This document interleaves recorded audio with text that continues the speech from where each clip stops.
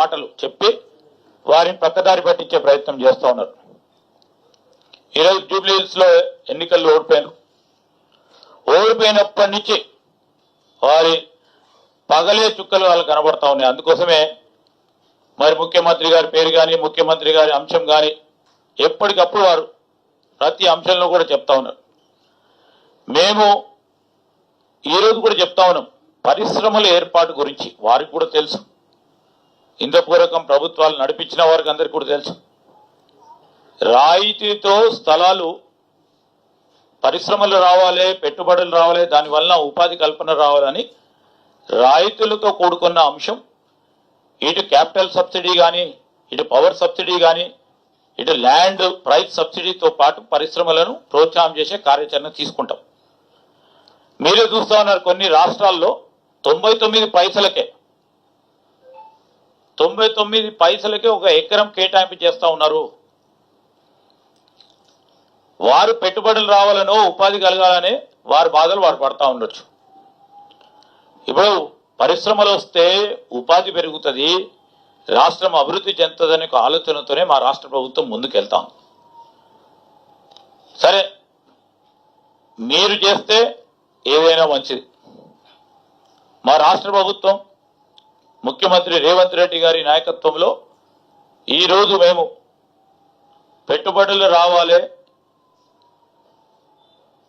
ఉపాధి పెంచాలి, పారిశ్రామికవేత్తలకి పక్క రాష్ట్రాలకు ఈరోజు మొత్తం మన దేశంలో ఉన్న రాష్ట్రాలంటి కంటే మెరుగ్గా మనం ఒక పారిశ్రామిక పాలసీని తీసుకురావాలి. అనుగుణంగా ఈరోజు మనము యావత్ ప్రపంచంలోనే ఒక గ్లోబల్ సిటీగా ఎదగాలని ఒక ప్రయత్నం చేస్తూ ఉన్నామో దాన్ని ఏ విధంగా అడ్డుకోవాలని ప్రతినిత్యం, ప్రతి క్షణం, ప్రతి రోజు ఈరోజు బీఆర్ఎస్ పార్టీ నాయకత్వం ఆలోచన తీరు కనబడ్డది ఈరోజు వారి మాటల్లో. మేము చెప్తా ఉన్నాం, ఈ ట్రాన్స్ఫర్మేటివ్ పాలసీ అనేది ఎంతమంది అయితే ఈ పరిశ్రమలకు సంబంధించి వారి సొంత ల్యాండ్లు ఉన్నాయో ఆ భూమిపై ఉన్న అధికారాలు వారికి ఉన్నప్పటికీ, ఫ్రీ హోల్డ్ ల్యాండ్ వారు ఉన్నప్పుడు వారు ఈ పాలసీ ద్వారా వారికి ఏదైనా అవకాశం ఉంటుందంటే అప్లికేషన్ పెట్టుకుంటారు. పెట్టుకోవాలని కంపల్షన్ లేదు. ఎర్లీ బర్డ్ ఆఫర్ అని ప్రతి అంశంలో కూడా మనం చెప్తా ఉంటాం. ఎవరైతే ముందుకు పెట్టుకుంటారో తొందరగా చేసే ప్రయత్నం చేయడానికి.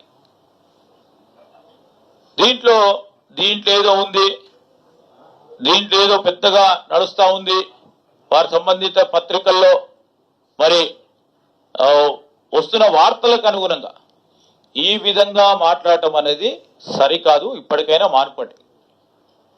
ఒక క్లియర్ పాలసీని, ఒక ఫెయిర్ పాలసీని ప్రజల ముందర ఉంచుతా ఉన్నాం. మన నగరం ఈరోజు మేమే కాదు, వారు కూడా చాలా మంది కూడా ఇక్కడే ఉంటారు. మహానగరంగా, ప్రపంచవ్యాప్తంగా పెద్ద నగరంగా ఎదగాలని,